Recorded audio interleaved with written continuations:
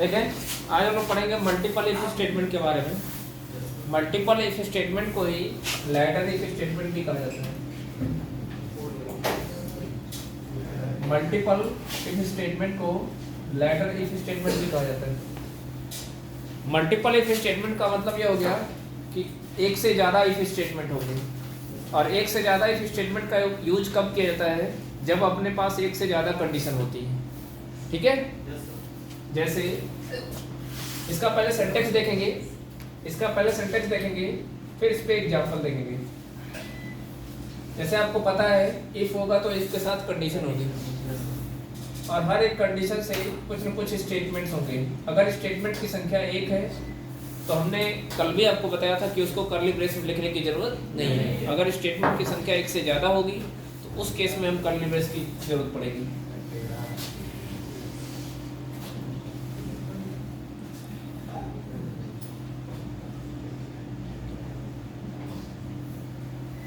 ये कंडीशन 1 है, ये कंडीशन 2 है।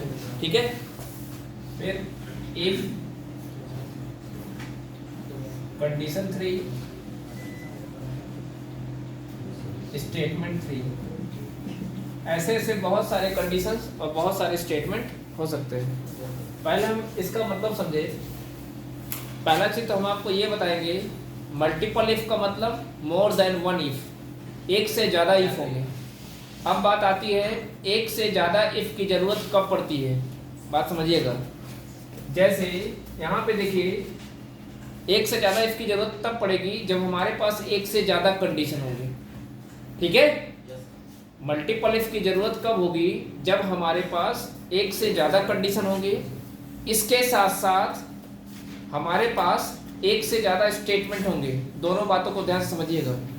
यहाँ पे ध्यान से देखिए, कंडीशन कितने हैं? अगर इस स्टेटमेंट की बात करें तो हमने 3 कंडीशन बनाया है। अगर हमारे पास और भी कंडीशंस होते तो हम और भी कंडीशंस को ऐसे लिख सकते थे। लेकिन यहाँ पे एक चीज़ और हमको ध्यान देने वाली बात है, वो ये है कि जितने कंडीशन हैं उतने ही स्टेटमेंट हैं। जैसे देखिए, 3 कंडीशन हमने लिखा है तो 3 स्टेटमेंट भी हैं। Statement 1, statement 2, statement 3। मेरे कहने का मतलब ये है कि जितनी कंडीशंस होंगी उतने ही अपने पास स्टेटमेंट्स होंगे।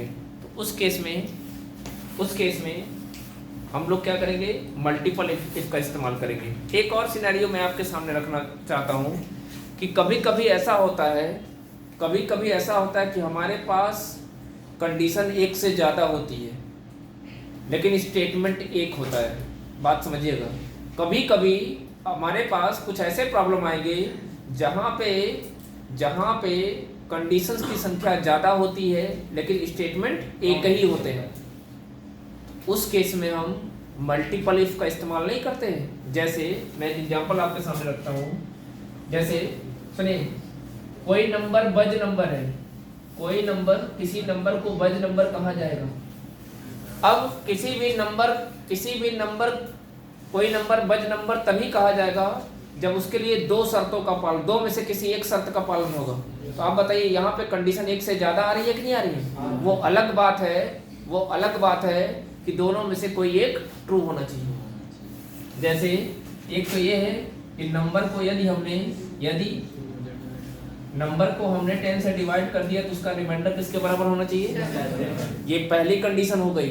एक और कंडीशन आएगी, यदि हमने या तो नंबर को 10 से डिवाइड करने पे उसका लास्ट वाला डिजिट किसके बराबर होना चाहिए? 7 से, या नंबर 7 से कट जाना चाहिए। अब आप बताइए, यहाँ पे कंडीशन एक से ज़्यादा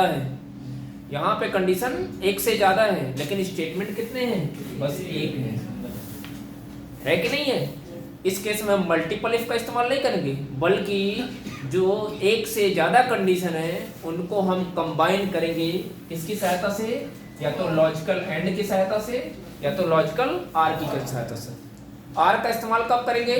जब एक से ज़्यादा कंडीशन में से किसी एक का ट्रू होना जरूरी होगा। और एंड का इस्तेमाल कब करेंगे? जब सबका ट्रू होना जरूरी होगा।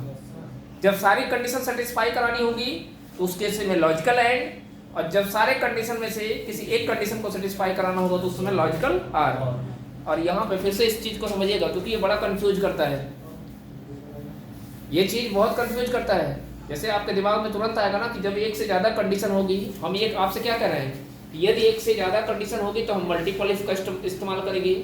लेकिन यहाँ पे भी तो एक से ज़्यादा है, तो यहाँ पे हम मल्टीपल इफ का इस्तेमाल क्यों नहीं कर रहे हैं? वो इसलिए नहीं कर रहे हैं कि यहाँ पे सिर्फ कंडीशन एक से ज़्यादा है लेकिन स्टेटमेंट एक ही निकल रहा है।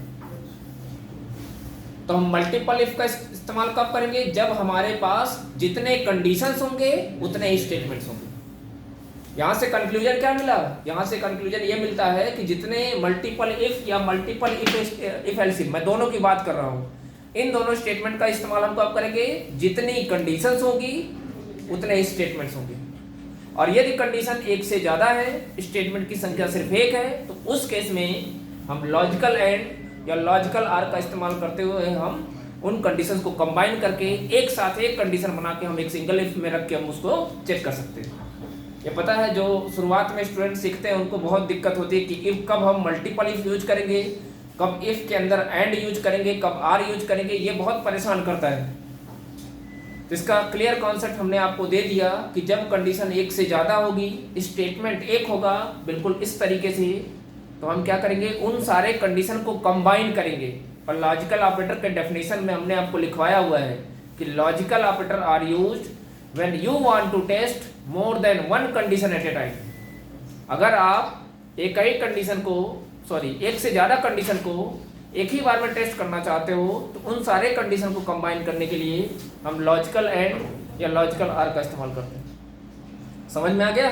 लेकिन कंडीशन को कंबाइन करने की जरूरत कब पड़ेगी? जब कंडीशन एक से ज़्यादा होंगे और स्टेटमेंट एक होगा। समझ में आ गया? ऐसे ही यहाँ पे देखिए, जितने कंडीशन थे उतने स्टेटमेंट थे। तो जब ऐसे सिनेरियो आपको मिलेंगे तो उस केस में हम मल्टीपल इफ और मल्टीपल इफ एल्स इफ का यूज करेंगे। ठीक है, अब बात आगे यहाँ पे फिर फंसेगी कि कब हम मल्टीपल इफ का यूज करेंगे, कब हम मल्टीपल इफ एल्स इफ का यूज करेंगे। समझ में आई बात? तो इसका डिफरेंस जानने के लिए हम सबसे पहले क्या करेंगे? दोनों के सिंटैक्स को समझेंगे कि दोनों एग्जीक्यूट किस तरीके से करते हैं, दोनों का बिहेवियर किस तरीके से है। तो आसानी से हमको पता चल जाएगा कि मल्टीपल इफ स्टेटमेंट में और multiple if else if statement में क्या अंतर है। तो दोनों को समझने का प्रयास करते हैं। यहाँ पे देखिए, मैंने मल्टीपल इफ को तो यहाँ पे लिख दिया है। अब इसका एग्जीक्यूशन कैसे होता है ये समझना जरूरी है। तो देखिए, यहाँ पे इफ है, इफ के बारे में आपको पता है, इफ कीवर्ड होता है। अगर इफ है तो कंडीशन भी होगी, अगर ये कंडीशन ट्रू होगी तो ये वाला स्टेटमेंट एग्जीक्यूट करेंगे। किया? लेकिन इसके साथ दिक्कत ये है कि जब ये कंडीशन ट्रू हुई तो इस स्टेटमेंट को एग्जीक्यूट किया, इसके साथ साथ अगले इफ पे चला आया, अगले इफ पे आएगा। और यदि देखिए कंडीशन ट्रू हुआ तो इसको एग्जीक्यूट किया, इसके साथ साथ अगले इफ पे भी आ गया। लेकिन अगर इसकी कंडीशन फॉल्स होती तब क्या होता? अगर कंडीशन फॉल्स होती तो स्टेटमेंट को छोड़ के, मतलब इफ की बॉडी को एग्जीक्यूट नहीं करेगा, छोड़ के चला जाएगा कहाँ पे? अगले इफ पे। अब आपको यहाँ पे क्या देखने को मिल रहा है? यहाँ पे हमको ये देखने को मिल रहा है कि कंट्रोल हमारा अगले इफ पे जा रहा है, चाहे कंडीशन ट्रू हो और चाहे कंडीशन फॉल्स हो। ट्रू होने पे क्या हो रहा है? स्टेटमेंट को एग्जीक्यूट करने के बाद आ रहा है, और फॉल्स होने पे स्टेटमेंट को छोड़ के आ रहा है। समझ में आएगा? तो ये छोटे छोटे, पता है, ये सब छोटे छोटे कॉन्सेप्ट सीख लेंगे ना तो आगे की लैंग्वेजेस में आपको ये सब चीजें सीखना नहीं पड़ेगा। ठीक है, और ये सब चीजें बस सी में ही आपको बताई जाएंगी। सी प्लस में मल्टीपल इफ मिलेगा, जावा में मल्टीपल इफ मिलेगा, पाइथन पढ़ने जाएंगे वहां पे मल्टीपल इफ मिलेगा, लेकिन इस तरीके से बोर्ड पे आपको नहीं पढ़ाया जाएगा। इसलिए सीखने का यही समय है, और रेगुलर क्लास करके मतलब यहीं पे सीख सकते हैं। इसके बाद तो ये माना जाएगा, आप पाइथन सीखने जाओगे, जावा सीखने जाओगे तो ये माना जाएगा कि आपको मल्टीपल इफ आता है, मल्टीपल इफ एल्स इफ का कॉन्सेप्ट पता है, आपको लूप के कॉन्सेप्ट आते हैं। आपको वहाँ पे लूप नहीं पढ़ाया जाए, बस लूप का इंट्रो दिया जाएगा कि ये व्हाइल लूप होता है, ये फॉर लूप होता है, उस पर एक एक एग्जाम्पल कराया जाएगा। लेकिन सी लैंग्वेज में आपको हर एक टॉपिक पे 15 से 20 एग्जाम्पल कराए जाएंगे, और आप लोग कर ही रहे हो। समझ में आ गया? तो यही इसीलिए इसको मदर लैंग्वेज भी कहा जाता है, क्योंकि ये सी लैंग्वेज एक ऐसी लैंग्वेज है जिसका कॉन्सेप्ट हर लैंग्वेजेज में लगभग लोगों को इस्तेमाल होता है, इसलिए ये महत्वपूर्ण लैंग्वेज है। ठीक है, अब देखिए जब यहाँ पे आएगा तो होगा क्या? इस कंडीशन को टेस्ट करेगा, अगर ये भी कंडीशन ट्रू हुई तो इसको तो एग्जीक्यूट करेगा ही करेगा, यहाँ पे भी आएगा, और अगर कंडीशन फॉल्स होगी तो यहाँ पे। तो इसमें आपने क्या देखा कि कंट्रोल हमारा अगले पे आ रहा है, चाहे कंडीशन ट्रू हो रही है चाहे कंडीशन फॉल्स हो रही है। अब हम चलते हैं इसका जो दूसरा केस है,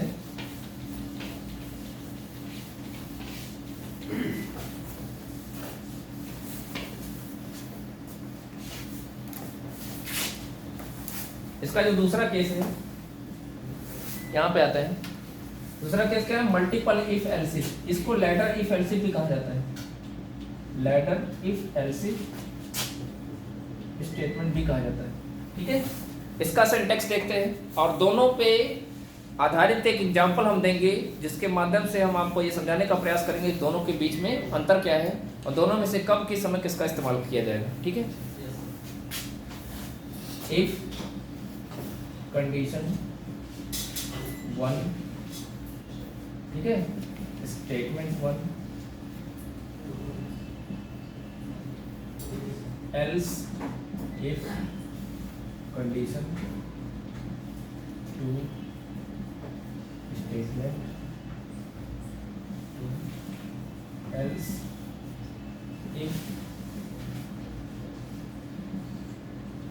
कंडीशन 3,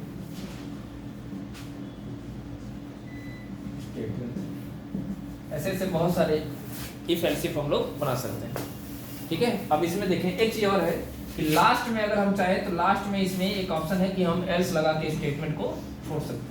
मतलब अगर ऐसा केस भी अगर आपको देखने को मिल रहा है ना, अगर ऐसा केस देखने को मिल रहा है लास्ट का कंडीशन हमको नहीं पता है या कंडीशन नहीं बना पा रहे हैं, तो जो सबसे आखिरी में होगा उसके लिए एल्स लगा के छोड़ देते हैं। कैसे एक में हो रहा था कि जब ये वाला कंडीशन ट्रू नहीं हो रहा था तो एल्स पे जा रहा था, तो जब ऊपर से कोई कंडीशन नहीं ट्रू होगी तो फाइनली जो एल्स में लिखा गया होगा वो कंडीशन ट्रू हो जाएगी। तो उसके लिए हमको अच्छा यहाँ एल्स लिखने से फायदा क्या होगा? एल्स में आपको पता है कंडीशन नहीं लिखी जाती, एल्स में कंडीशन नहीं लिखी जाती। ठीक है, अभी पहले ऊपर से चलते हैं फिर अभी नीचे बता देंगे। यहाँ पे देखें इफ लिखा है, अगर इस इफ की कंडीशन ट्रू होगी, ठीक है, तो होगा क्या? इस स्टेटमेंट को एग्जीक्यूट करेगा। अब ना ही इस कंडीशन पे आएगा, ना ही यहाँ आएगा, ना ही एल्स पे आएगा, कहीं जाएगा ही नहीं।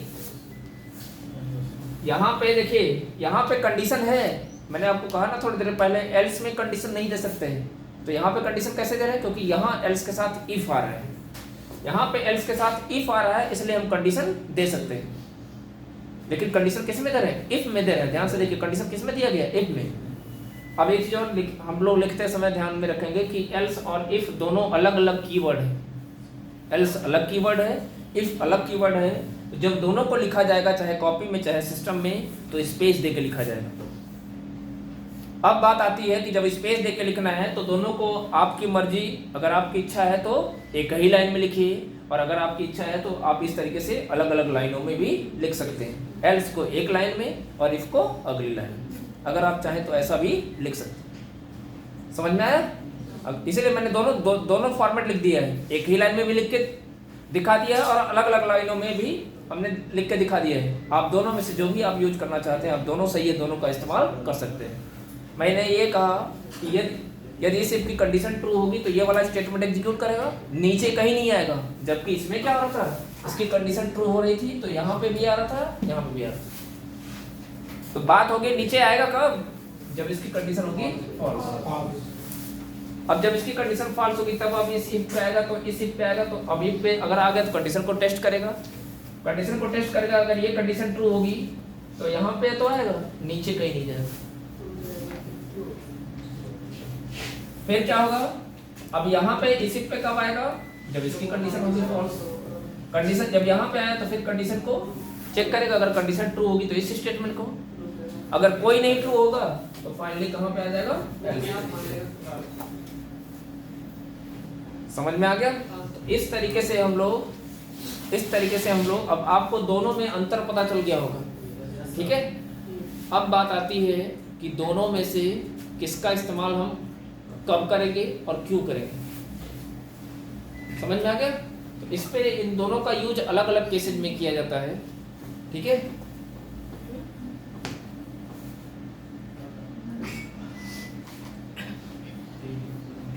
जैसे देखें मेरे पास कुछ नंबर है, मैं एक एग्जांपल लेके समझाने का प्रयास करता हूँ। हालांकि अगर हमसे पूछेंगे तो हम तो आपसे ये कहेंगे कि जिस प्रॉब्लम को हमने इफ एल्स इफ से सॉल्व कर लिया, उस प्रॉब्लम को हम मल्टीपल इफ से भी सॉल्व कर सकते हैं। मैं ये कह रहा हूँ जितने प्रॉब्लम को हम मतलब जो भी प्रॉब्लम्स होंगे जहाँ एक से ज़्यादा कंडीशंस होंगी और एक से ज़्यादा स्टेटमेंट होंगे, उन सारे प्रॉब्लम को हम इससे भी सॉल्व कर सकते हैं और इससे भी सॉल्व कर सकते हैं। लेकिन मैं एक स्पेशल टाइप का केस बताता हूँ जहाँ पे आपको लगेगा कि हाँ दोनों में कुछ डिफरेंस है ना। मैं वो एग्जाम्पल लेता हूँ, ध्यान से समझिएगा।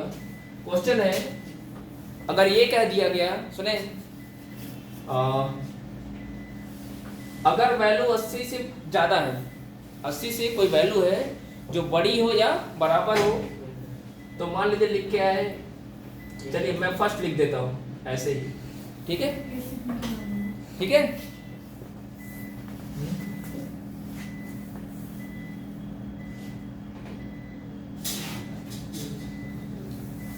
सुने, ध्यान सुने।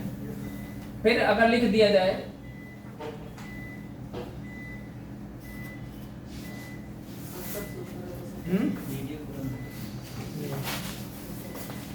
देखिए,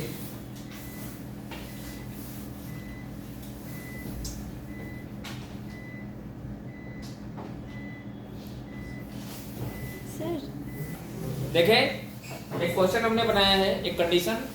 इस प्रॉब्लम को हम दोनों तरीके से सॉल्व करेंगे, मल्टीपल इफ से और मल्टीपल इफ एल्स इफ। हम प्रोग्राम नहीं बना रहे हैं, बस कंडीशन बना के आपको दिखा दे रहे हैं कि दोनों को लिखेंगे कैसे। जैसे देखिए एक क्वेश्चन है कि अगर 75 से ज़्यादा होगा और 100 से छोटा या बराबर होगा, मतलब 100 से लेस होगा या इक्वल होगा तो फर्स्ट आ जाए। 45 से ग्रेटर होगा, 75 से छोटा लेस होगा और इक्वल होगा तो सेकंड आ जाए। एक तीसरा केस है जहाँ पे 33 से ग्रेटर हो और 45 से लेस और इक्वल हो तो थर्ड आ जाए, नहीं तो फेल हो जाए। इसी चीज को हम पहले मल्टीपल इफ से लिख के दिखाएंगे, फिर मल्टीपल इफ एल्सिफ से लिख के दिखाएंगे। देखें यहाँ पे, अगर आप इफ में लिखोगे, सुने ध्यान से, अगर आप इफ में लिखोगे तो दोनों कंडीशन को दर्शाना होगा, मतलब आपको 75 से बड़ा भी दिखाना होगा और 100 से छोटा भी दिखाना होगा। लेकिन अगर इसी प्रॉब्लम को हम इससे सॉल्व करेंगे तो हमको दोनों में से एक कंडीशन दिखानी पड़ेगी, दोनों कंडीशन दिखाने की जरूरत नहीं पड़ेगी। जैसे अगर हम इसके थ्रू करें तो ये कंडीशन कैसे लिखेंगे, जैसे मान लीजिए ये वैल्यू, सुने, ये जो मार्क्स है, मान लीजिए हम कोई मार्क्स नाम का वेरिएबल लिए हैं, इसकी वैल्यू यदि 75 से ज्यादा होगी एंड, देखिए बीच में एंड आ रहा है ना, देखिए यहाँ पे कंडीशन एक से ज्यादा है, एक कंडीशन ये हो गई, दूसरी कंडीशन ये हो गई, स्टेटमेंट कितना है, एक है। तो हमने आपको क्या बताया है कि जब कंडीशन एक से ज्यादा होंगी, स्टेटमेंट एक होंगे, तो हम एंड ऑपरेटर की सहायता से अथवा आर ऑपरेटर की सहायता से दोनों को कंबाइन करके एक ही बार में टेस्ट कर लेंगे। तो पहला कंडीशन ये हो गया कि 75 से ग्रेटर हो, दूसरी कंडीशन क्या हो, 100 से छोटा हो, तो क्या हो जाए, फर्स्ट। हालांकि इस फर्स्ट को किस में लिखेंगे, प्रिंटफ में। मैंने पहले कहा कि हम प्रोग्राम अभी नहीं बना रहे हैं, प्रोग्राम हम लोग नेक्स्ट क्लास में पढ़ेंगे, ठीक है। दूसरी कंडीशन देखिए क्या है, 45 से ज्यादा हो, marks greater than 45 and less or equal to less or equal to 75। उस केस में क्या आ जाए, यहाँ पे स्टेटमेंट 2 पे क्या हो जाए, सेकंड हो जाए। समझ रहे ना। एक तीसरी कंडीशन भी है, marks greater than 33 and marks less or equal to 45, तब स्टेटमेंट 3 के जगह क्या आ जाए, थर्ड। और आपको लास्ट में, इस केस में देखें ध्यान से, लास्ट में आपको ये भी कंडीशन इफ के केस में दिखानी पड़ेगी। मतलब इस केस में यहाँ पे क्या हो जाएगा, यहाँ थर्ड हो जाएगा, और फिर एक और इफ लिखना पड़ेगा जहाँ पे दिखाएंगे मार्क्स लेस देन 33, तो फिर क्या हो जाएगा, फेल हो जाएगा। इस तरीके से बनाना पड़ेगा। अब इसी प्रॉब्लम को हम इसमें भी लिखते हैं, तो देखिए हमको क्या करना पड़ेगा, यहाँ पे बस हमको एक कंडीशन लिखनी पड़ेगी, यहाँ पे हमको बस एक कंडीशन लिखनी पड़ेगी, वो भी कौन सी, ये वाली, यानी मैं मार्क्स को m मान लेता हूँ, m less or equal to 100, अगर ऐसा होगा तो क्या हो जाएगा, फर्स्ट डिवीजन, ठीक है। अब यहाँ पे जब दूसरी कंडीशन दूसरे में लिखेंगे एलसीएम में, तो यहाँ पे क्या देंगे, ये वाला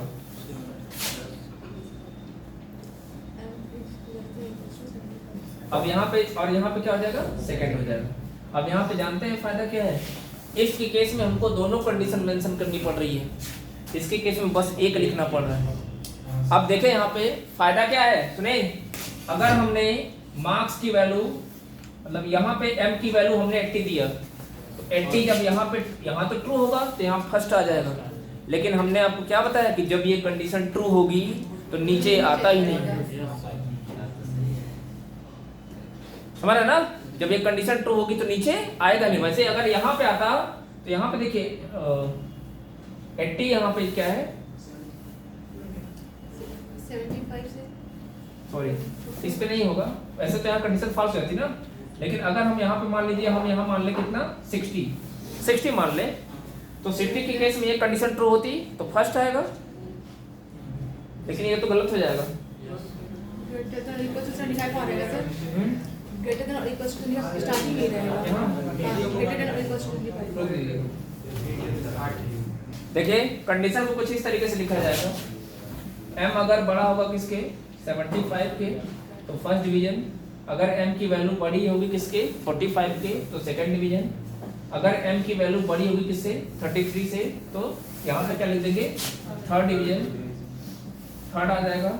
और लास्ट के केस में हमको कंडीशन लिखने की जरूरत नहीं है, डायरेक्ट लास्ट में क्या दे देंगे फेल। अब यहाँ समझिएगा, मैं ये कह रहा था कि अगर मार्क्स की वैल्यू 80 से ज्यादा है तो बताइए कंडीशन ट्रू हो गई कि नहीं हो गई। इस केस में इसको एग्जीक्यूट करेगा, नीचे नहीं आएगा। तो वैसे देखा जाए अगर यही चीज हम इफ के अंदर कर दे, है ना, इफ एल्सिफ में क्या होगा, इसकी कंडीशन अगर ट्रू हो गई तो यहाँ पे एग्जीक्यूट करेगा, ना ही यहाँ आएगा ना ही यहाँ आएगा, कहीं नहीं जाएगा।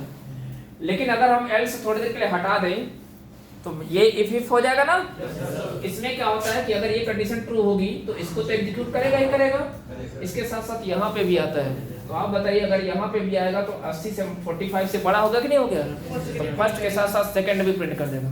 मैं यही कह रहा था, इस केस में मल्टीपल इफ एल्सिफ हमको ये फैसिलिटी प्रोवाइड करता है। बहुत सारे ऐसे केसेस देखने को मिलेंगे जहाँ पे इस तरीके से एक से ज़्यादा कंडीशन होंगे, स्टेटमेंट एक ही होगा, लेकिन हमको सारे कंडीशन को लिखने की जरूरत नहीं पड़ेगी, कोई एक कंडीशन दर्शाना होगा। जबकि यदि आप इसका इस्तेमाल करेंगे तो आपको जितने कंडीशन दिए होंगे सबको हमको वैसे दर्शाना पड़ेगा। समझ में आ गया। इस पे आधारित कुछ और एग्जाम्पल हैं जो आगे बताए जाएंगे, ठीक है।